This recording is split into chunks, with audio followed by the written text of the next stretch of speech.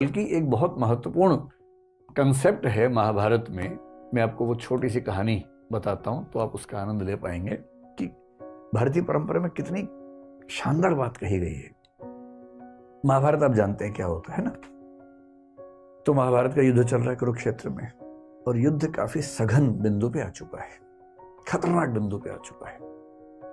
कौरवों की सेना बहुत बड़ी है, पांडवों की सेना छोटी है। बस पांडवों के पास ये है कि कृष्ण साथ में है, और कृष्ण की जो कूटनीति है, वैसे भी लठैती काम नहीं आती है, कूटनीति बहुत बड़ी चीज है, लठैती की तुलना में उसकी वैल्यू ज्यादा होती है। कृष्ण कूटनीति के इतने पुरोधा हैं कि उनके सामने बड़े बड़े जो बलशाली लोग हैं चल नहीं पाते हैं। अब हो क्या रहा है? अच्छा, कृष्ण को शुरू से अंदाजा था कि कर्ण को संभालना आसान नहीं होने वाला है, बाकी सबको संभाल लेंगे, कर्ण नहीं संभलेगा। तो कुंती ने कर्ण से एक निवेदन किया, और कर्ण ने अपनी माता से कहा, ठीक है माता जी, आप निश्चिंत रहें, आपके 5 बच्चे बचे रहेंगे। जिसमें निहित था कि मैं आपका एक बच्चा नहीं छोड़ूंगा, अर्जुन, बाकी सब छोड़ दूंगा। अब कुंती भी चिंतित है, क्योंकि वे बच्चे तो उसके हैं ना, बच्चे की चिंता किस मां को नहीं होगी। अब हो क्या रहा है युद्ध में? द्रोणाचार्य की मृत्यु हो चुकी है। अश्वत्थामा वाली कहानी आपने सुनी ही है। भीष्म भी युद्ध लड़ने की स्थिति में नहीं है, अब वो शैया पे लेटे हुए हैं, युद्ध नहीं लड़ रहे हैं। बहुत बड़े बड़े सैनिक कौरवों की तरफ के खत्म हो चुके हैं, हार चुके हैं। कर्ण कंट्रोल नहीं हो रहा, और पांडव उधेड़बुन में है। युद्ध के बाद शाम की मीटिंग चल रही है। युधिष्ठिर एक ऐसा व्यक्ति है जो बहुत ही विनम्र है, संयमित है। आप युधिष्ठिर के मुंह से गलत बात आमतौर पर नहीं सुनेंगे, क्योंकि संयम बहुत ज्यादा है। लेकिन उस दिन उस कमजोर क्षण में युधिष्ठिर भी संयम खो बैठे अपना, और अर्जुन को बोल रहे हैं कि तुम तो कहते थे कि तुम दुनिया के सबसे अच्छे धनुर्धर हो भाई। अजीब हाल है, तुम कर्ण को मार ही नहीं पा रहे। काहे कि तुम्हारी धनुर्विद्या, काहे का तुम्हारा गांडीव धनुष। ये सुनते अर्जुन को आग लग गई एकदम। और अर्जुन ने एक कसम ले रखी थी, प्रण लिया हुआ था कि यदि कोई मेरे गांडीव धनुष का अपमान करेगा तो मैं उसका जीवन ले लूंगा। ये प्रण लिया हुआ था, प्रतिज्ञा थी। अब मामला फंस गया कि अपमान कर दिया बड़े भाई ने। बड़ा भाई और पिता परंपरा में एक ही माना गया है, तो पिता स्वरूप बड़े भाई ने अपमान कर दिया। अब अर्जुन परेशान है कि यार मुझे प्रतिज्ञा पूरी करने के लिए अपने भाई का वध करना पड़ेगा। कृष्ण समझ गए कि ये मामला ठीक करना हो। कृष्ण उसके पास गए, बोले चिंता मत करो यार, रास्ता है इसका। क्या रास्ता है? बोले शास्त्रों में कहा गया है कि पिता का अपमान करना और पिता की हत्या करना बराबर बात है। तो तुम युधिष्ठिर का अपमान कर दो, तुम बड़े भाई के वध के पाप से मुक्त हो जाओगे। उसने कहा ये ठीक रहेगा। तो उसने उसी सभा में वापस जाके बोला, आपने जो जुआ खेला उसकी वजह सब कुछ हो रहा है। आपने ही सारी गड़बड़ की थी। उस दिन आपने पत्नी को दांव पर लगा दिया, राज्य को दांव पर लगा दिया, आपकी वजह से वनवास हम सबको मिला, हम सबका जीना मुश्किल हुआ, ये आप जिम्मेदार हैं इसके। युधिष्ठिर अवाक देख रहे हैं कि ये क्या बोल रहा भाई, कैसे बोल रहा। फिर कृष्ण ने संकेत किया, हो गया बस पर्याप्त है। अब वापस आए। युधिष्ठिर तो चुप हो गए। उदार तो आदमी चुप हो जाता है, ऐसे क्या बोलेगा उसके बाद।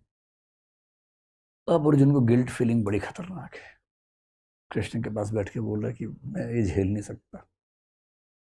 पिता की निंदा और पिता की हत्या बराबर है। मैंने पिता की निंदा की, यानी कि मैंने पिता की हत्या की है, और पिता की हत्या के बाद मैं जीवित रहूं ये संभव नहीं है। मैं तो खुद को खत्म करूंगा।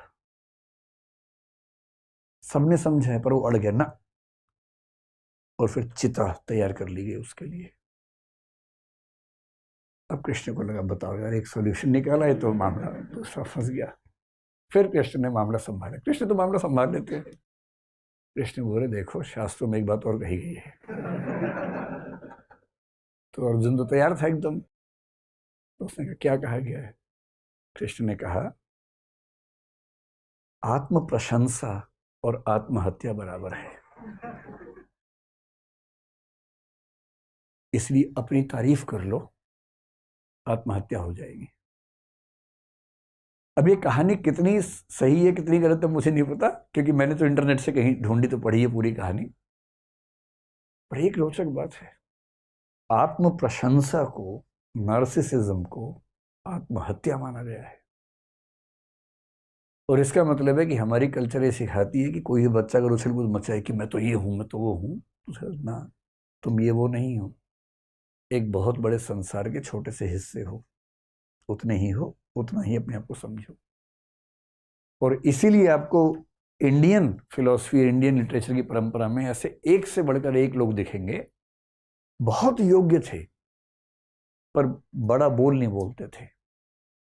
बड़े बड़ाई ना करें, बड़ा ना बोलें बोल, रहीमन हीरा कब कहे लाख टका मेरो मोल। जो बड़ा होता है बड़ाई नहीं करता है अपनी। रहीम कह रहे हैं हीरा कब कहता है कि मेरा मोल लाख टका है, नहीं कहता, कहना भी नहीं चाहिए। क्यों कहना चाहिए? तो रहीम की ये लाइन नार्सिसिज्म के खिलाफ ही तो है। तुलसीदास जैसा आदमी जो इतना महान महाकाव्य, मतलब पूरी भारतीय परंपरा में सबसे महान महाकाव्य कौन सा मानता है? रामचरितमानस। भारत के दुनिया भर में मानते हैं, क्योंकि उतनी प्रसिद्धि किसी को नहीं मिली। वो आदमी इतनी महान रचना लिखने के बाद भी क्या लिखता है? कवित विवेक एक नहीं मोरे, सत्य कहो लिखी कागज कोरे। यानी कविता करने का विवेक रत्ती भर मेरे अंदर नहीं है, मैं तो जो सच समझता हूं कोरे कागज पर लिख देता हूं, बस इतना ही करता हूं। कवि न हो नहीं बचन प्रवीणु, सकल कला सब विद्याहीनु। ना कवि हूं, ना भाषा की प्रवीणता मेरे अंदर है, सारी विद्याओं से हीन हूं, बहुत ही छोटा व्यक्ति हूं। ये वो व्यक्ति कह रहा है जिसने दुनिया का सबसे सफल महाकाव्य लिखा है, क्योंकि उसके संस्कार ये कहते हैं कि अपनी प्रशंसा करना बहुत बुरी बात है। कबीर दास ने पूरी दुनिया में आग लगा दी, इतना अच्छा साहित्य लिखा, इतना अच्छा साहित्य लिखा। और जब किसी ने पूछा कि आप इतनी अच्छी कविताएं कैसे लिखते हैं, तो क्या कह रहे हैं? तुम जिन जान्यो गीति हैं वह निज ब्रह्म विचार। तुम जिनको मेरी कविताएं बता रहे हो ना, कविता वविता कुछ नहीं है, मैं तो अपनी बात भगवान के बारे में लिखता हूँ, आप उसको बोलते कविता है। कविता कहाँ? ना मैं पढ़ा लिखा हूँ, ना मैं कुछ जानता हूँ। मतलब कबीर कह रहे हैं कि मैं पढ़ा लिखा नहीं हूं, जबकि उनका साहित्य पढ़ के लोग पीएचडी कर करके खत्म हो गए हैं, पर वो कह रहे हैं कि मैं तो पढ़ा लिखा नहीं। बड़प्पन की पहचान होती है अपने बारे में कुछ ना कहना, और ये बात भारतीय परंपरा में एक नहीं, दो नहीं, हजारों बार कही गई है।